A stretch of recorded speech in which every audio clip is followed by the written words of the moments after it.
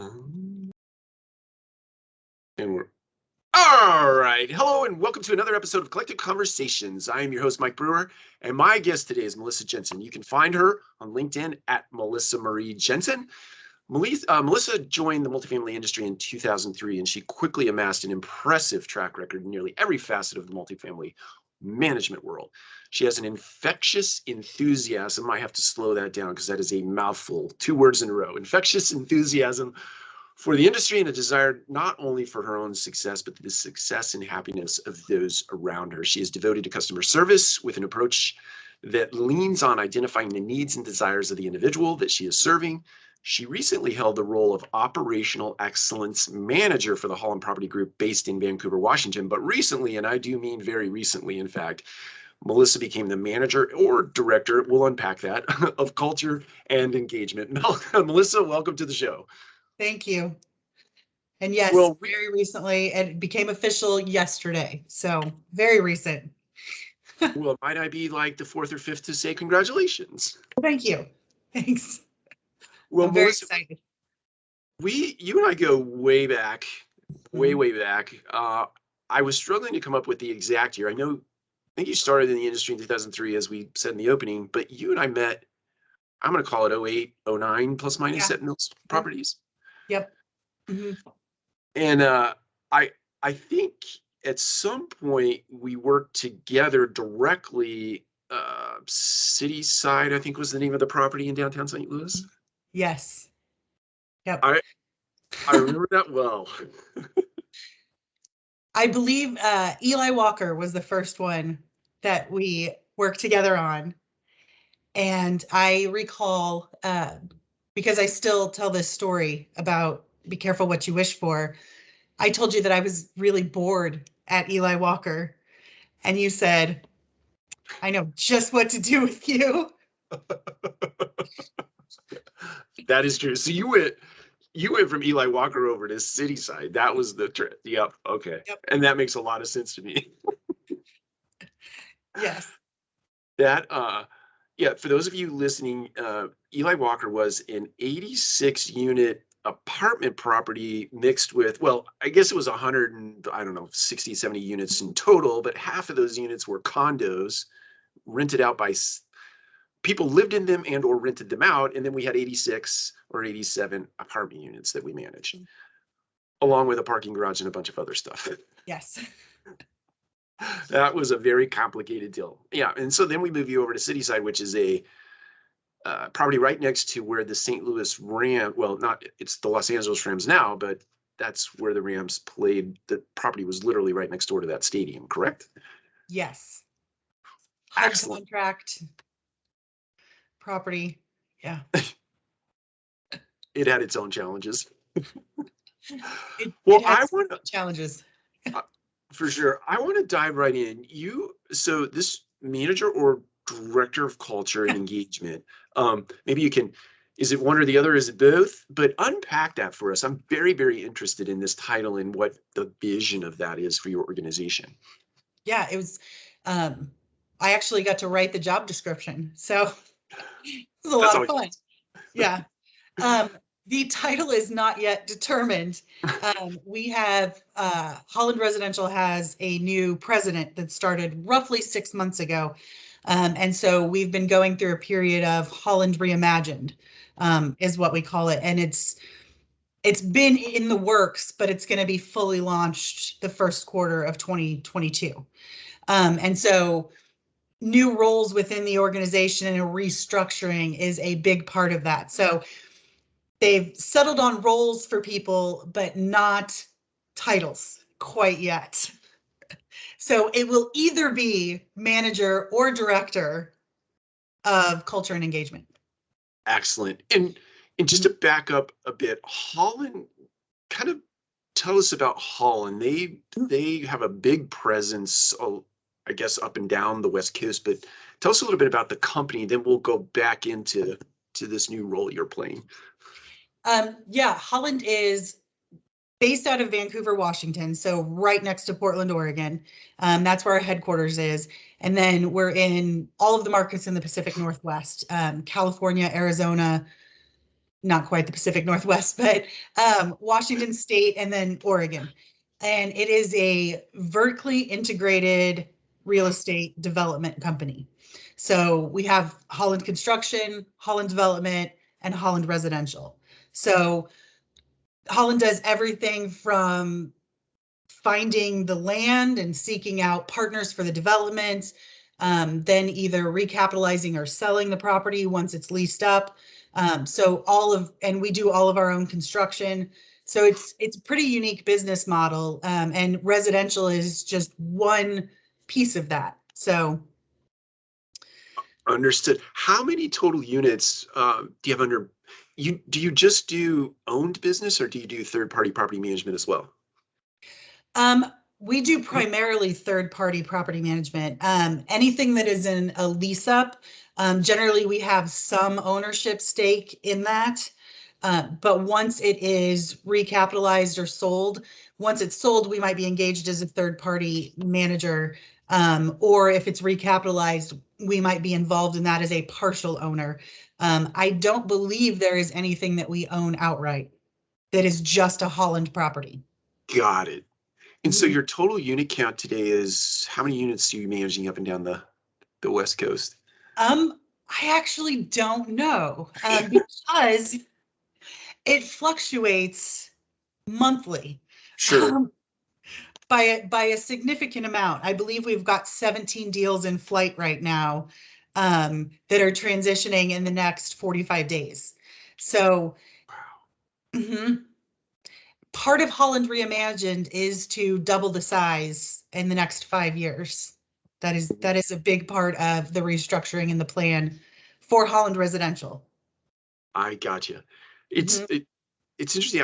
I actually have an affinity for Holland by way of you, and there were some other individuals, Tim Jellum, who actually worked at Holland a long time ago. And I've had an affinity for the organization. I used to live in Portland, worked in Portland for Equity Residential, and I always admired Clyde, his vision. Um, I think when we went through the 07, 08 downturn, if I'm remembering my timelines correctly, I may be completely off here, but I remember Clyde coming out and promoting a campaign where they gave rent relief to people who were impacted in the downturn. Not unlike today. Certainly, it's a pandemic today, but back then it was the financial crisis, and it was just he was very forward thinking. Is that fair to say? And can you tell us a little bit about him and his vision for multifamily in your organization? I have actually gotten to work with Clyde pretty closely as I've been transitioning into this new role. Um, we started putting a really heavy focus on events for our company and just taking care of our people. Um, and it's been absolutely fantastic.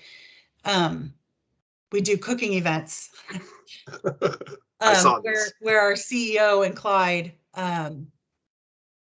cook for the company. It's a very much a cooking show. So I've gotten to work very closely with him, and it's just, he's very, very forward thinking. He actually just announced at our last cooking show, and this is a big indication of the type of person he is. He wanted to announce it to his people first. So he actually announced that he is transitioning from the CEO role. He is stepping down, and Craig Parker, our CFO, is officially stepping into that role, so that he can go after long-term capital partners, which will be something new for us, where we have 10 to 15-year holds on buildings instead of the constant flip. So that was actually just announced last week, and announced internally first, which was incredible. And that's just the kind of guy that he is. It's been unbelievable as we've been going through the culture events and engagement events, all of the yeses, and the absolute genuine excitement, going to him and saying, hey, Clyde, we've got this great idea. We couldn't do a summer picnic this year. How about we send everyone in the company some pizza swag, and you put on a giant chef hat and apron and demonstrate to the company how to make pizza from scratch. What do you think about that? And it was an enthusiastic, zero hesitation. Yes, that is incredible. And then it transitioned into, you know what, that was so much fun. We had so much engagement. It was an hour-long event. There was almost no drop-off. That immediately it went to, okay, so when are we going to do this next? Because I want to teach everybody how to make my family biscuit recipe for Southern biscuits. And that's just who he is, and it's incredible, and it's who he has surrounded himself with. And it's great to be a part of that. It's just very down to earth, very genuine, really getting into caring about everyone who's around him. And then also this really long-term vision, all in one person. So I've been doing interviews with different people inside the organization, 3 different buckets.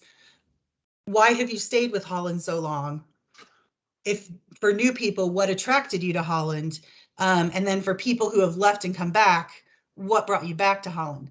And overwhelmingly, the answer is Clyde. In all 3 scenarios, overwhelmingly, the answer is Clyde. And do you think, is that, I mean, certainly part and parcel to his personality, and certainly I'm imagining the values that he espouses through his behaviors and his actions in the organization. What are some of those things, if we were to unpack the values that Clyde, I guess, espouses into the organization, what would some of those be that guide the company? The biggest thing that he says is do the right thing. No matter what's happening, do the right thing, whether people are looking or not. If anyone is introduced to Clyde from a housekeeper up, he'll see them 3 months later and he'll remember their name. Oh, wow. He doesn't need anyone to prompt him on who people are within the organization. With 750 employees, that is a lot of names to remember. Oh, and wow. he needs no prompting. He remembers small details about people. And I don't think it's a magical memory thing. I think it comes from a place of genuinely caring. At the beginning of the pandemic, March 14th of 2020. So nothing was shut down yet. It had just entered the United States. Everyone in the company got a personal financial gift from Clyde, along with an email that said, you know, rough times are ahead. We're going to weather this together. Here's something to preemptively let you know that we're going to take care of you. Wow, that is huge. It was before things even got crazy. Honestly, it was the indication to me that I went, okay, this is real. Like, this is like, when I got that email, I was like, well, okay then. Yeah, time to hunker down until we determine. Yep. Yeah, I mean, what an incredible testament to a leader, you know, and who they are as a person. I think when you put your money where your mouth is, so to speak, and you've not done that because you've been prompted by anything other than people's health and welfare, right? That you're not taught that, right? It's innate. It's something that is just innate in you. You have a genuine care for people, and my imagination tells me that working in the organization, you have to feel safe is the word that comes to mind for me. Safe in some of these things that you've, like asking him to cook pizza. Yeah. Not everybody's going to walk into their CEO and say, "Hey, let's do a cooking show." But my imagination tells me that you and others feel safe in that organization to just try anything, or to right, or suggest anything. Yeah, and with it very much is that moment right now. There's just yeses left and right. All of our residential at the top level has been restructured, and restructured in a fabulous way. They've divided it into platform services, which is the wing that I am in, and then asset strategy, which is a new role to multifamily, to my knowledge, which is a team that really digs into the specific strategies for every asset and every partner that we have, and digs into the reporting and what could possibly be going wrong here. And then when they discover what's going wrong, it's passed over to the platform services. Okay, how can we fix this? Do we need better adoption? Do we need a new platform? And that's been everything has gotten a yes. Adding in culture engagement, we're going to be adding in employee resource groups. It's like everything is getting a yes, and they're all such positive things, and it is a lot of fun to be a part of. Now, is that those things that you just mentioned, are those, I know you're 5 minutes into your new role, are are those things that you are being tasked with? So I imagine there are a lot of yeses, but then the ownership gets handed off to someone like yourself or others in the organization to sort of build out, be it a platform or be it a program or a campaign or whatever. Is that largely falling on your shoulders, or is that more of is the environment more collaborative in nature? It is very collaborative in nature. I have a weekly call with both the vice president of platform services and with the new president. And I think part of it is we are all three verbal processors. And so the Clyde cooking, that came out in an hour-long conversation where it was, we've got this money in the budget for a summer picnic. We need to do something with it. What can we do with it? And it went to, let's send everybody Goldbelly. Let's, hire an outside person to cook. No, let's have Clyde cook. And it is very, very collaborative. So currently, yes, quite a bit of really strange things fall on my shoulders. My daily to-do list is very strange. We do have a lot in flight right now. I believe there are something like 150 initiatives that are going on. So it is a bit overwhelming. I have described it to everyone I report to, and actually also to Clyde. So I feel comfortable saying it feels like being on a runaway freight train,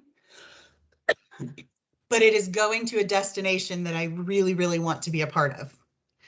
And a lot of it is, how can we take work and take pressure off of our teams? And so I'm willing to put in, that's a mission that I believe in so strongly that I'm willing to have these absolutely insane to-do lists.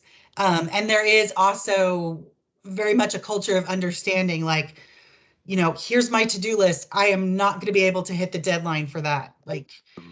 We absolutely need to prioritize what comes first. So there are a lot of spreadsheets with priorities on them of, this has to come first because this is something that has a risk level associated with it. Sure. So is that, I'm curious about your process. So a number of years ago, this actually started at Mills, I think on the heels of you actually moving to Portland, and then I've carried it over to Radco Residential. And for the longest time, I've grappled with what I'd call corporate governance, right? And in that sort of bucket, I think that there's a template or a system that you have to set in place such that, Melissa Jensen doesn't have, well, the company as a whole doesn't have 150 initiatives going on at any one time, and that prioritization gets fleshed out through the corporate governance. Do you have like ours is scaling up, and it's just a whole series of daily huddles, weekly meetings, monthly meetings, quarterly meetings, et cetera, and then a whole other list of things that we do just to make sure that we're highly focused. Do you have a system like that at Holland? Sorry, I'm just getting over a confirmed non-COVID cold. Oh, no worries. There is a system like that. There's an executive committee that meets, and it goes through all three branches of the company and says, here's what we have going on. And then they go through an assessment of, well, these are our resources, these are finite. So where do our resources need to go? So at times residential doesn't even win because there are only so many people in our technology department. So if we are trying to implement a technology, we might get back burner to construction. Yeah, that makes sense because you can only do so much. Mm-hmm.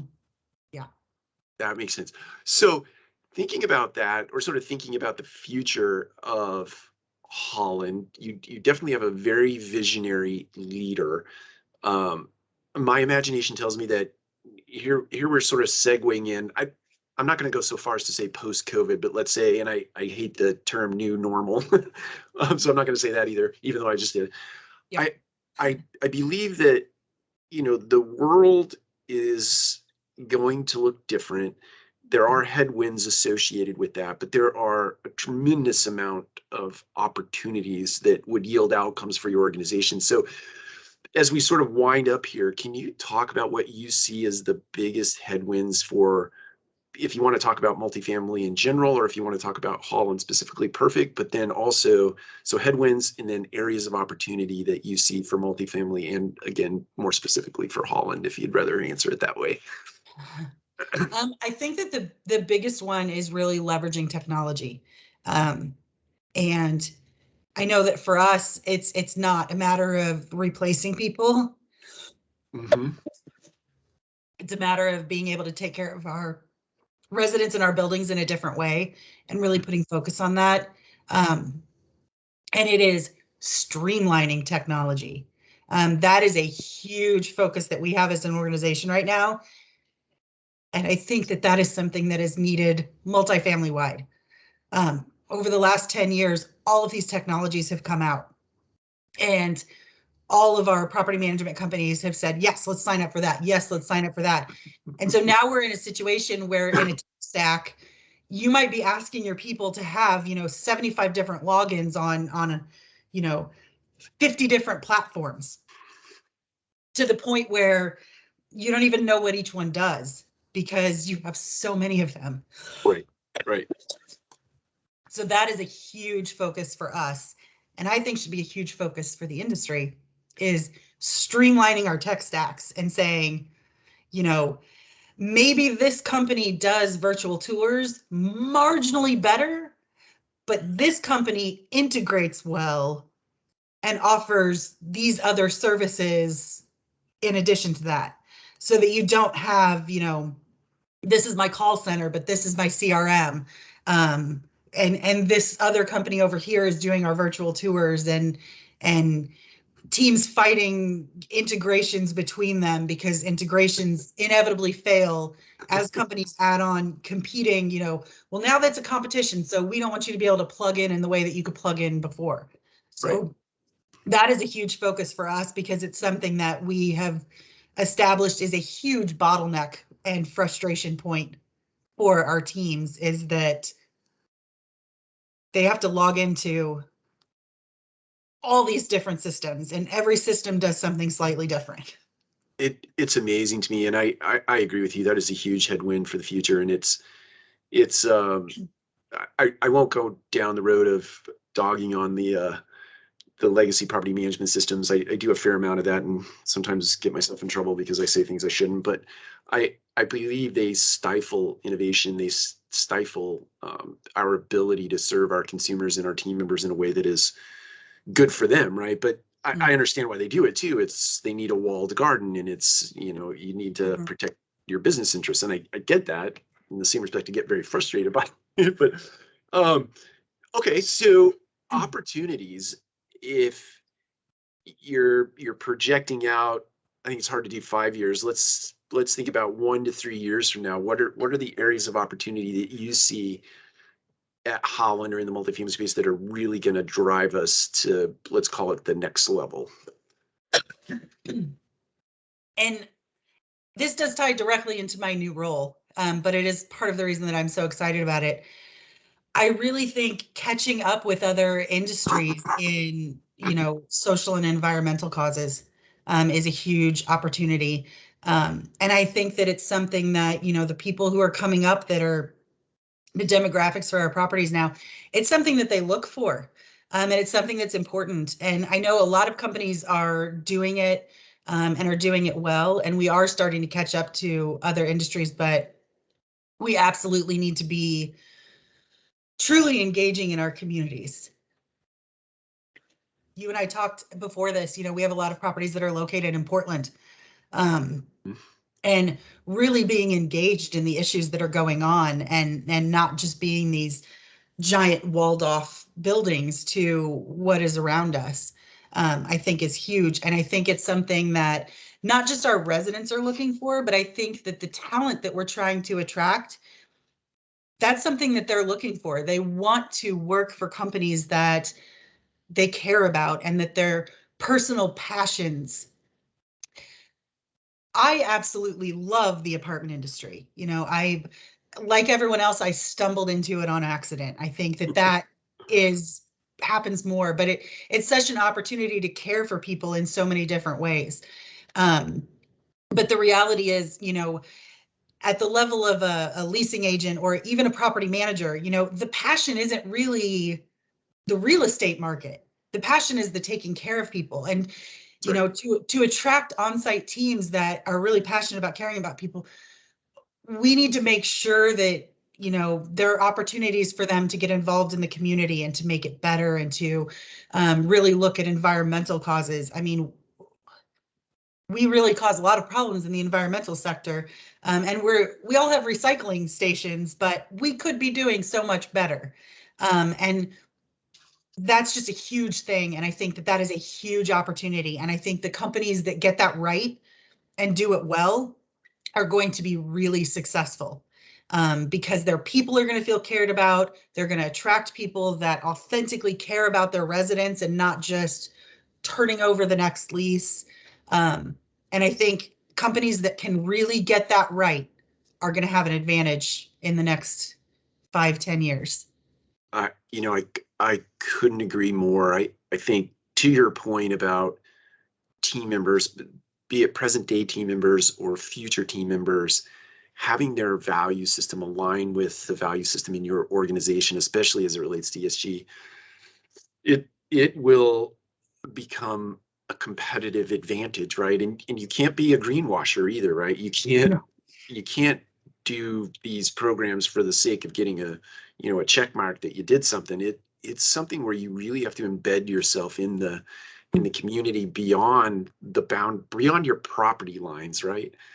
Yeah. Certainly the building has to be self-sustaining and certainly work to the advantage of the environment, but using team members out in the community to sort of knit together the fabric between your property and what is going on around is going to be equally, if not more important, to the success of buildings in the future, and property management businesses in the future. You're one of our best examples. We get a property here in Atlanta. Let's say it was like 500, it's almost 600 units, right? It's right next door to the Atlanta Braves baseball stadium. When we bought that property, I'll butcher these stats, but let's just say, for sake of conversation, 70% of the crime in that little pocket of the city happened on that property, right? And once we went in and did our program, right, we lit up the buildings like our owner likes to say, the infield of the baseball stadium, lit it up, put cameras in, really focused on the resident experience. Now, or I guess when we sold the property, only 2% of the crime that happens in that little community happens on that property. But we did that through partnerships with local councilmen or women and police, people from the police force and others, just to come in. Let's get a big plan. Let's make sure we're focused on helping people first and foremost. But if there are bad actors, we have to help them too, just in a different way. But you have to extend into your community, in my opinion. Yeah. It's a big deal. Well, Melissa, I have really, really enjoyed this. I haven't caught up with you. We were talking before we hit the record button here. The last time I saw you in person, we were eating breakfast at an IHOP, of all places, in Portland. I was out there visiting some friends with my family, and took some time out to eat with you and your husband. But it's been a pleasure. It's been way too long. I'd love to get out there again. But I I'll do the appreciate breakfast recommendation this time. that's fair. IHOP's not it, I In guess. Portland, IHOP. Of all We're the known places for we our could have brunch gone. spots. Yeah, right. Of all the places we could go, I pick IHOP. In all fairness, you were new to the city and I was just there for a brief time and it was close to my Right. hotel. Yeah. Well, would you, so we have both viewers and listeners here. Anything you want to leave our audience with, words of wisdom or thoughts, final thoughts before we stop recording here? I would just say, take care of everyone around you. That's been my mission my entire career in multifamily is take care of the people around you. It's something that I feel really passionate about. I've definitely had some failures over the years. I think because you were my supervisor, you had to read about those in exit interviews. But just authentically take care of the people around you. Your coworkers will take care of your residents. Authentically take care of your residents. Sometimes that unfortunately does mean evictions, but that is my passion in our industry is taking care of everyone. So that is my hope for everyone to really take that to heart, and that is the indicator of your bottom line, how well you take care of your people. I totally agree. And I would say, just to acknowledge you for a second, the time I was blessed to spend with you in terms of, I don't think of it as like a supervisor, I don't think of it like one person above the other. We work together, and the thing that really inspired me as it relates to you and your efforts in this industry is, first and foremost, you cared beyond belief, and then secondary to that, but in my head equally as important, you paid attention to every single detail. If there was something that needed to happen on the property, you got yourself deeply educated about it, and then you went in and did things to the T, right? And I think that was part and parcel to your success in the multifamily space, is that you cared and you got yourself educated and you went for it. Even if you didn't know at times, you just went for it and figured it out along the way. But I've had a great deal of respect for you over the years, and I'll continue that out into the future. And I've had so much fun watching your career evolve. And when you decided to move to Portland, I was really deeply depressed because I wanted to get back there myself. But anyway, thank you so much for this time. And for everybody else, we'll see you next time. Thank you.